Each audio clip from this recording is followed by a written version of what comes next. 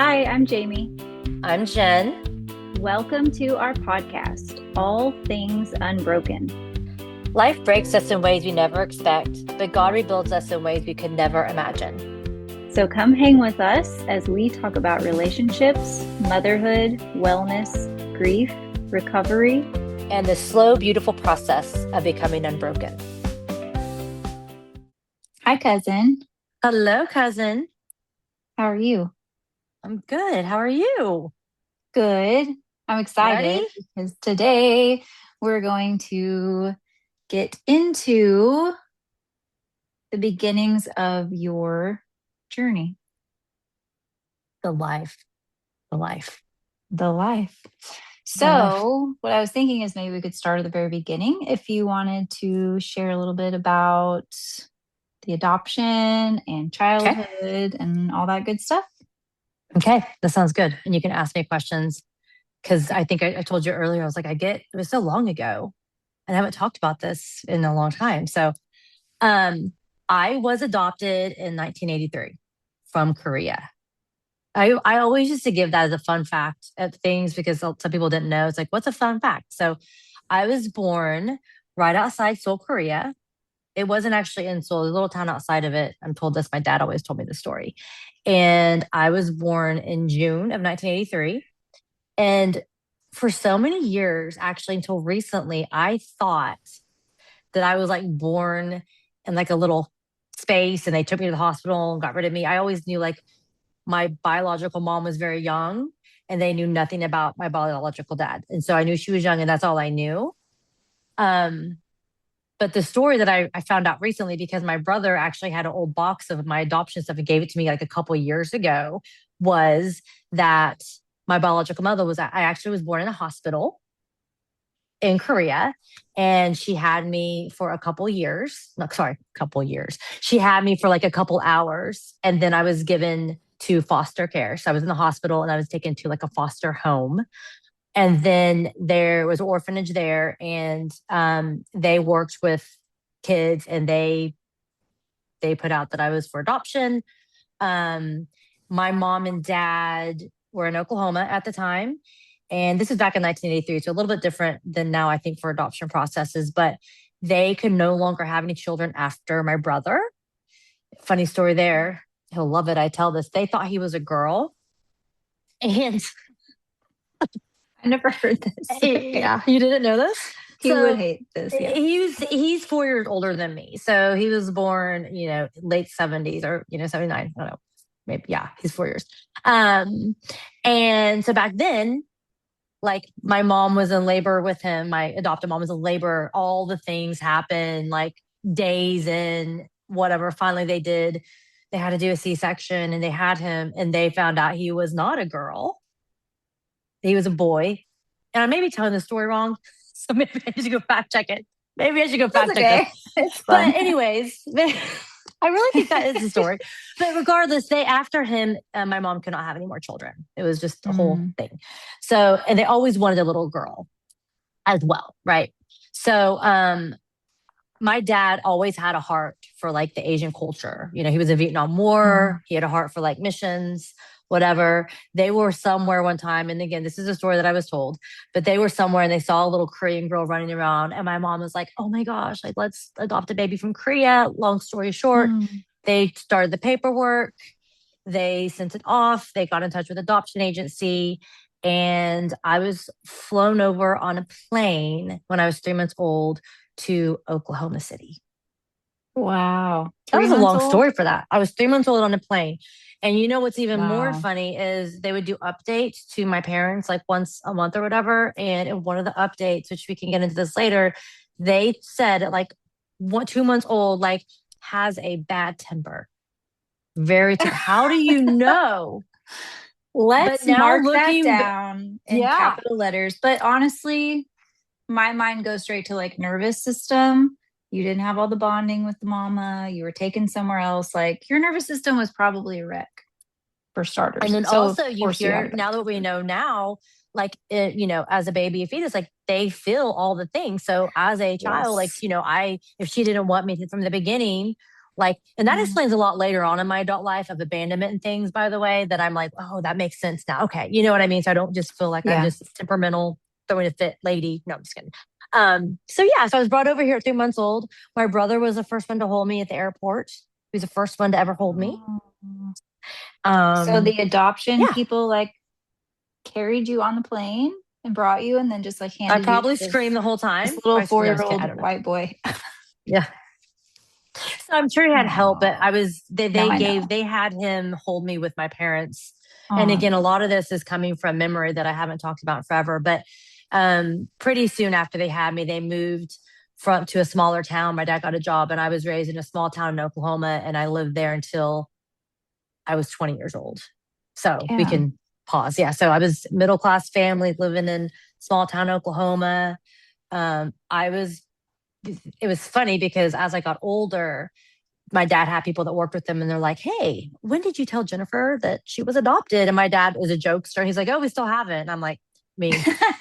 You I've should have looked always in the just mirror. know, yeah, yeah. Yeah. I've always just known the story and they were very good. Like I've just known, I've been telling my adoption story since I was could talk. I was always Yeah. like, we chose you from Mm, Korea. I used to joke with my brother because there was one point that I found out when I was younger, like when you're adopted, like it is legal, like you cannot give that child up. He's yeah. like, but you can your own children. So I get my brother and I would be like, yeah, they chose me. They could still get rid of you. I'm just kidding. I would be, That's well, great. I yeah. love it. I So love it. Well, I like how it was kind of like a lighthearted, like fun, like, and that really is, I don't know, I kind of hear it in my head tying into the gospel of like you were chosen. Like you were very specifically chosen. And that's pretty cool. yeah, so that's My that parents were story. stuck with me, so No, they could have given you up for adoption. I'm just kidding. I true, didn't. true. Well, But that's growing up, interesting. go Okay. ahead. Well, I was just gonna say, I think now, like you said, this was the 80s. Things are so different. I think now, and in my head, I always pictured like they went over there to like visit and like met you or saw you or like, I don't know, nothing like I that. It think was just that like different 3 months, boom. cultures, yeah, and you're on a plane, this little baby, came over here, and I was temperamental growing up. I know your parents will tell stories. I've been told stories, which also, by the way, being told that your whole life, that will also create your own thing Yeah. as you get older. Had a good life though. Like it was, we moved to a small town. Had a lot of friends growing up. We were in the very involved in church. Um, you were born a few years later. We'd see, our families would see each other in the summertime. Um, so that's kind of just, I went to same grade school up until sixth grade, went to middle school, was involved in all the things, just typical middle class family in Oklahoma. And looking back now, I was actually with some high school friends. I'm still friends with some of my high school friends. We get together like once every other year, a group of us. And, looking back, I was one of the only Asian students in school. There was like an Asian family that had like, I think the donut shop and maybe like a Chinese food restaurant. And like, I never felt different. There was a time when I was in, I think, grade school, and someone called me a name that was racist. I don't know if I could say it or not. Can I say it on here? I mean, I guess I can, right? It's not We can like cut it if a we need bad to. word. They called me a chink, and Oh, I had no idea what that was. And my brother was older, and he did. I can tell the story; it's not that bad. And he said, he's like in seventh grade. I'm like in third. I don't know, whatever, third grade. He's like, well, so I was telling him about it, and he's like, okay, well, you go call them a cracker. So this kid, he actually went to church with us. And I went, he said, and he this always was like the teased 90s, me. like, This or was the 90s. It was the late 80s, 90s. early 90s. Yeah. Right. But I had no idea. And I did it. And he went home crying and told his parents on me. Uh, And I remember, I know. And then, but it all got sorted out because they figured out what was going on. yeah. And it was fine. But that's the only stint of like difference that I had growing up. And it's kind of interesting Yeah. being in a small town in Oklahoma. Anyway, that's I that. remember hearing your brother, or I heard a story about your brother where, so I guess sometime after you got here, they had like a ceremony because I did see it on VHS, and that would be wonderful if we could Oh, find yeah. it. Do you have it? Do you have the Yeah, I don't VHS? know. I don't think Somebody so. I has have a that, I'm box of sure. things, but they call Well, it being like Americanized or naturalization is when you become a naturalized citizen or Yes. citizen. And so when you got done, I remember your brother had asked, why do her eyes still look the same? Because you were supposed to be Americanized or So something. right. So after I had been here like a year or two, because I was old enough to like sit up by this point, because I remember I was waving a flag. I was waving American flags. Yeah. I went to court. It was actually on the news, Yes. and we all got naturalization papers, became a U.S. citizen. So my brother was Yes. with my grandparents, my mom's parents, and they're like, "Oh, your sister's gonna go become an American citizen." You know, he's at this time probably like 5, maybe, I don't know.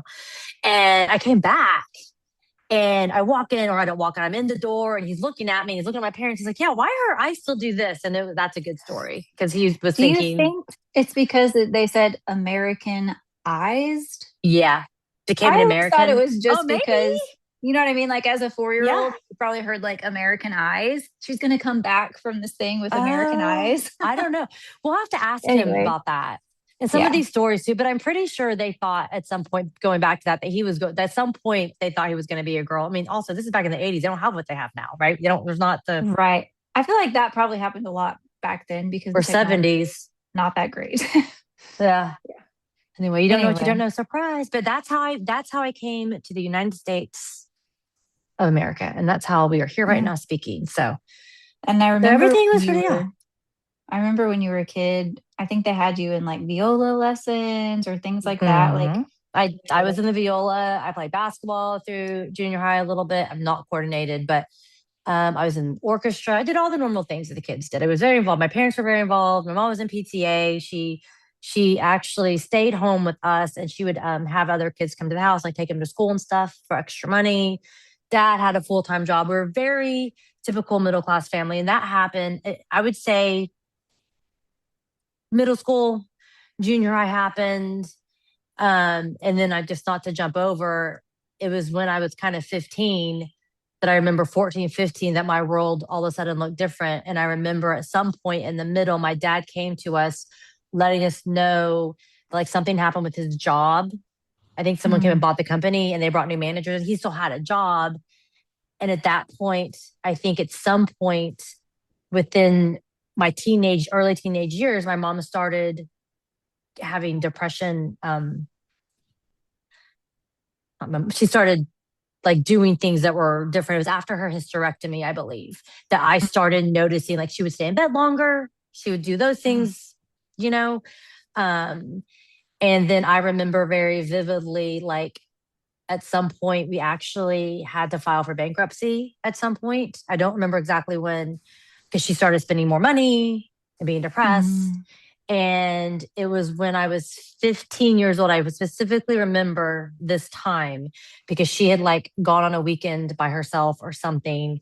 And I remember I was going out. My dad was dropping me and my then had a little boyfriend, which by the way, 15 with a boyfriend, I look at like, well, even like your kid. And I'm like, oh gosh, no. But anyways, at the let's not talk time, about that. let's move on. No, but Yeah. and we were like, it was like he was like my first, my first boyfriend. Anyway, we were going, he specifically remember being in the back seat, we're driving there and him in the car telling me, I need to tell you something. Your mom has depression Mm, and we're going to get her help. And this is 1998. And I'm like, that is when I don't, the reason I described that moment is because we went, and from that moment, I remember my world like shifted from that moment on. yeah. And we can kind of pause and say, because I don't want to skip over anything if you have questions about it. But yeah, that's when I remember specifically like everything kind of just changed. And I remember going to this, like, was a get together at a friend's house. And the boy at the time, he was also my best friend. And we all had a really good close friend group. We went to church together. And I didn't really tell anyone else besides him, I don't think, besides like maybe one other friend of that journey. So I literally kind of just kept Yeah. it and started dealing with things and her appointments. And yeah, we can kind of, Yeah. that changed fast. But No, yeah, it's good. Well, it yeah, sounds like up to that point, you were adopted, you were from this whole other world, you were chosen, you were brought in. But it sounds like up to that point, you were just kind of like raised and grew up like every other kid around you. And I know you always sure. had like a lot of friends, you always had friend groups. So, I mean, I wasn't there a whole lot, but from the outside looking in, it seemed like everyone accepted you. Like you weren't different, like Yeah. you were just No. part of the town. Like, um, so, and it does make me wonder if a lot of what happened was probably hormone related, but they didn't have like with your mom, they didn't have like the support back then. And that breaks my heart also. Yeah, I think that, and also just knowing now what I know about her family, we do think that like my great grandmother had depression. Mm, Of course, that was back in the Great Depression. I mean, that was a long time ago. yeah. Um, but I will say, when this all happened, you know, she had a circle that she let know, but I just watched her from like 15 to like 18. Like some friends came and went, and we told people, like people, Nanny, we told Mm, Nanny, which is our grandmother, she is the actually probably the only person, our grandma, which is my mom's mother in law, Nanny, they were super, I don't know, they were super close. Like Nanny would come down in the summers and like take care of my mom in her depression. And mhm, she knew, like even her own parents, which looking back now, there's been some mhm. things then with some things that happened. It was like, why didn't you tell us? We also just were living with it. We didn't know back then the things. I mean, some Nobody church people talked about it. knew, they prayed. We went to church. She would lay in bed, and I'm telling you, she would get up. And I was very involved in school. In eighth grade, I was part of like different organizations. She would always show up for the dances. She would always show up to decorate. You know, I was a football trainer, and then I like all my orchestra stuff. And then when I got my junior and senior, I was involved like junior class uh, secretary, senior class vice president. We did prom and like all these things. She showed up, and she started having to be hospitalized during this time. So she'd have to literally go to the mental health ward for weekends at a time. When I started driving, I would just do my thing. I would go visit her, and I would just go back. And I really didn't talk to like anyone about it besides like my boyfriend at the time. And then like maybe a couple close friends, and people knew something was wrong, but no one like knew what that was. And like looking back now at that age, going through that, that's when I kind of grew up, I think. And my Mm, dad was amazing. He tried everything with her. He would take her to appointments. He would, we tried experimental things. Like it got really bad during that time. My brother was out of the house at that time too, so he didn't really know. Um, I actually the reason I chose the college I did is because I wanted to stay home with her for a couple of years because I was afraid she was going to do something. Because we did have a couple times, a couple scares where she would like take too many pills or the things. And looking back now, I was talking to a friend about it. I just, we all grew up at different stages of our lives. And that's just when my life kind of changed and I saw the world a little yeah. bit differently is at that age. Yeah. Well, I was going to ask, and you mentioned it was like 1998-ish. Right. People Like didn't around that. know. I mean, it was Oklahoma. We didn't really have the internet. We didn't have the resources. People didn't really talk about, it was very like hush hush. People didn't like to talk about their problems. People don't know what to do, which we've kind of talked about that before. But then when your dad told you that at 15, did you even know what it I, meant? I don't think so. And I know I described this car scene. Like it's just like something that sticks out in my head. No, I didn't. And I don't think I still didn't even know, even like, because years later, the reason I started fighting so hard years later is after she was gone, because then I piqued my interest. But it wasn't until, like I said recently, until I went through it that I like was like, oh my gosh, like she was the strongest person that I think I know because she lived with depression Hmm. for 15 years. Yeah. That's a long time to live with it. I do want to get into that topic of that because I think that so many times, and even now, even with what we know now about it, it's so easy to be like the self-help, the therapy, all the things like, and not really like truly be empathetic to someone who's going through like, I can't get up, I Yeah. can't move. And to someone who's not been through that or not felt it, it is very hard. But that's why whenever I started kind of advocating later on in life, I found organizations like NAMI, which is a big organization that helps with like mental health resources for free Mm, for the community. I feel like she just felt so alone in it, and it was a chemical imbalance. Obviously, now looking back, it may have been some different things besides just depression. What we know now. Um, but she used to tell me when I got a little bit older because that she's like, you were my angel. They came over from Korea. Mhm. And I never understood what she meant but it's because like my dad and her became her support system to where we're like, okay, where's your Mhm. mom? What's this? Like, what's going on? And we can talk about, she had one suicide attempt that we did not think she was, I thought she was gone when I was 20. Like, and that's when all y'all kind of find out, I think, how deep it was. But Yeah. we lived for about 5 years of kind of just not speaking about it. And we just lived it. It's kind of like you look back and you just kind of live through it. And mom may be in bed for a week, but she always got up and showed up for when I needed her to like help me with the school dance. Yeah. And she was there for the graduation, with my dad. And he, bless his heart, like he was just trying to work as hard as he could to make sure she was okay. He'd still go to church every Sunday and hand out bulletins. And then she would come to the church. And then he was just a whole, looking back now, I think I actually spoke at a school one time about like, what do you wish you would have done differently, if knowing with your Mhm. mom's depression. And it's like, I wish my dad and I would have gone to her therapy with her and been involved in her treatment. And anyone that's listening, if you have a family member that you are close to that is trying to get help and that you're helping them, I would suggest going with them to the therapist, going with them through the treatment. And not all the time, but being there. We would take her to appointments, and I never once went to any therapy sessions with her. And like I wish I Yeah. would have. Yeah. That was just the approach back then, was like Like she's gonna go kind of get like help. going to the And doctor, going to the dentist, like you go sit in the chair and I'll wait out here kind of thing. It's so different now. Yeah. yeah.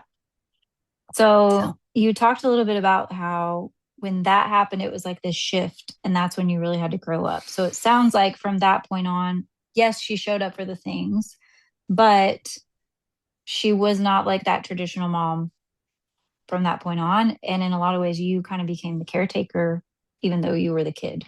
So do you want to talk about that a little bit? yeah. Yeah, that kind of got me a little emotional there whenever you I'm said it like sorry. that. No, don't be sorry. I just didn't know, me and you've never talked about this, I don't think so. This is this is raw. Um, I don't know.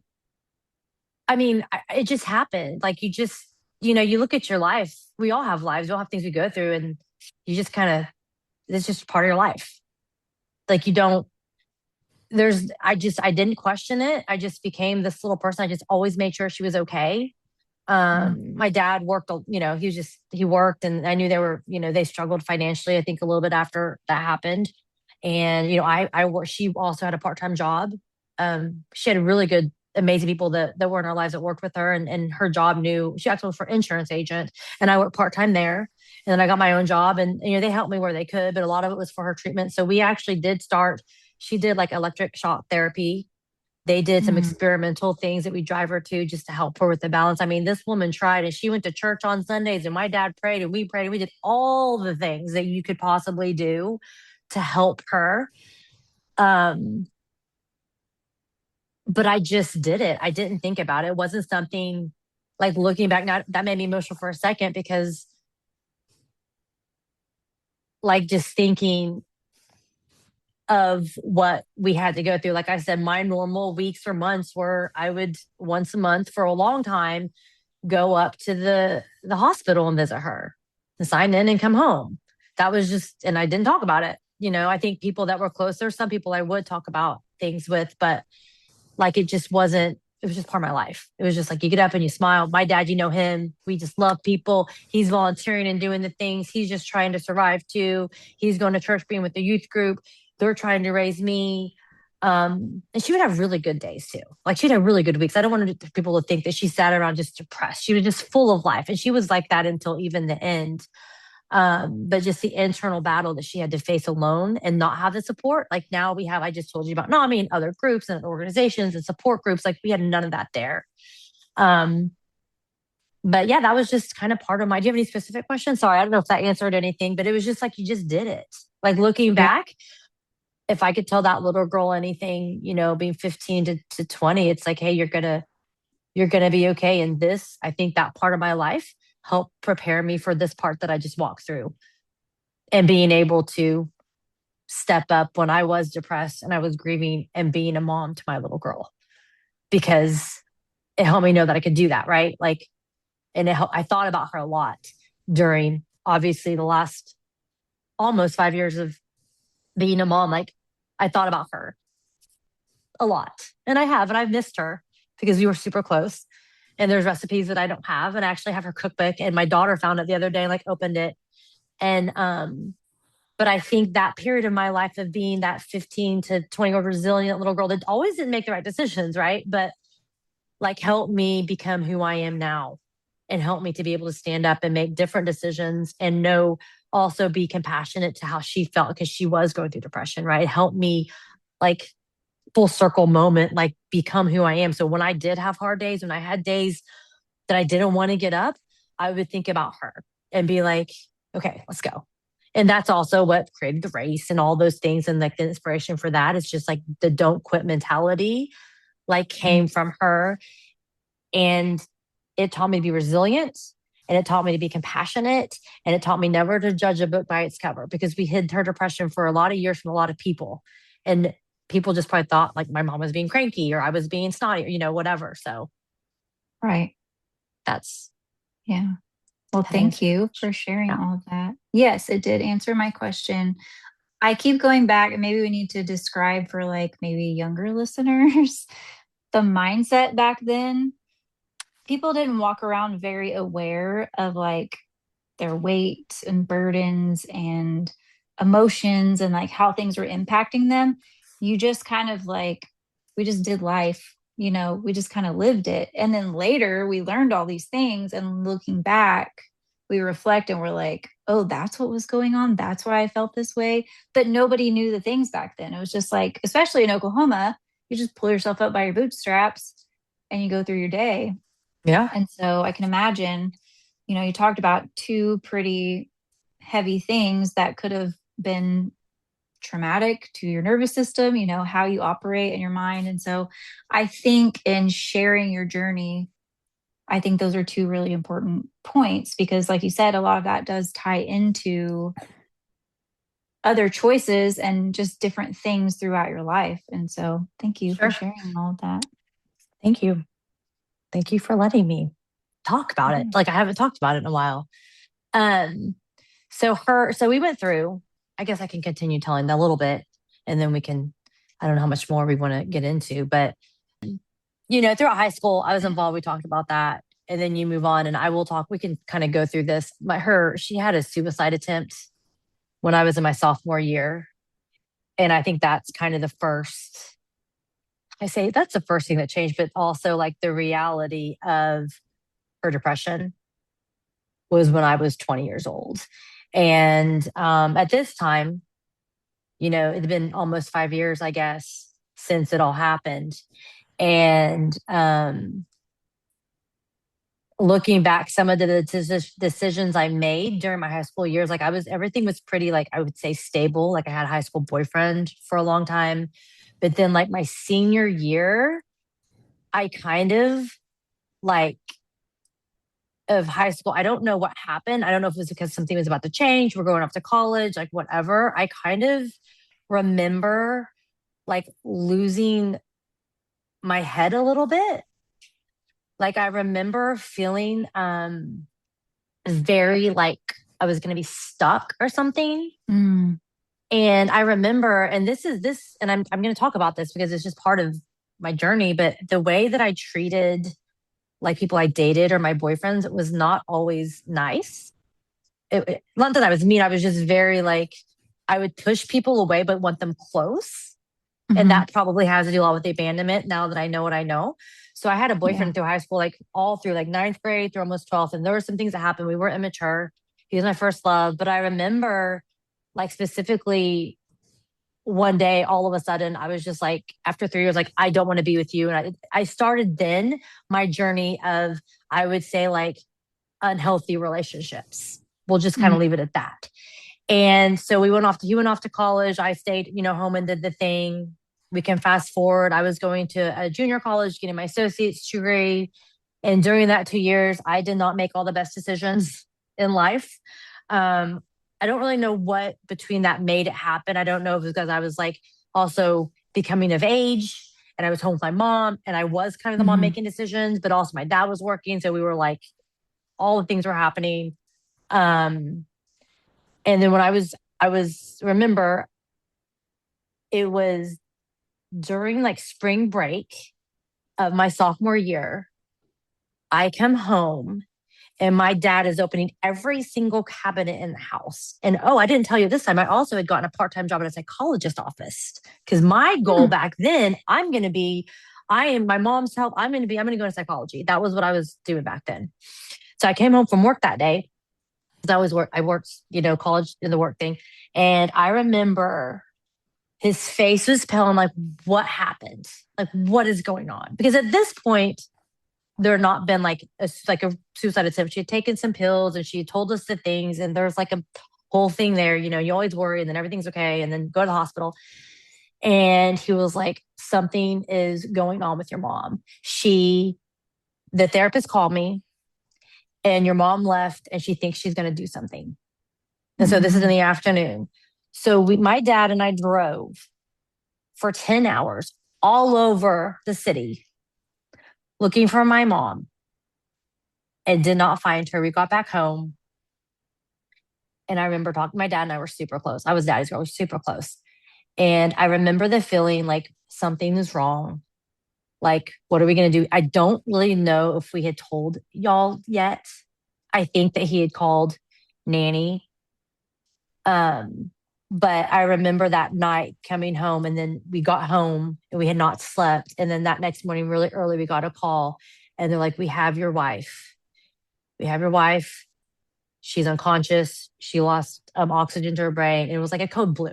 Is that what the right word is? It was I whatever don't that know. is.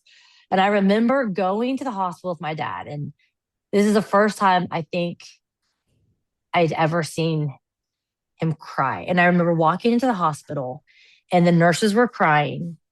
And I remember him going and getting on his knees and like, just like holding her hand and saying, please wake up. And she was gone. And I remember they got her like stabilized and put on a ventilator and took her up. And it's just like, then we had to call all y'all. Like, I don't remember where you all, do you remember this? Do you remember us calling you and letting you know? Yeah. And then all of a sudden it was like, we had to call her parents. And you have to remember, a lot of people didn't know like we didn't know she was The going to do that, but depth of no it. one knew like the depth. And so all of a sudden you have her parents showing up, and then you have Nanny and everyone's showing up. And then her parents are mad, my dad for not letting them know. And then it was like this Mm. whole thing. My brother and his wife, um, and they had I don't know if my youngest niece was born, but my older one, were they married? Yeah. 2020. Yeah. They were all, anyways, everyone was coming and being like, what is going on? And then you have my dad and me here, like, oh, this has been happening and it was this whole thing.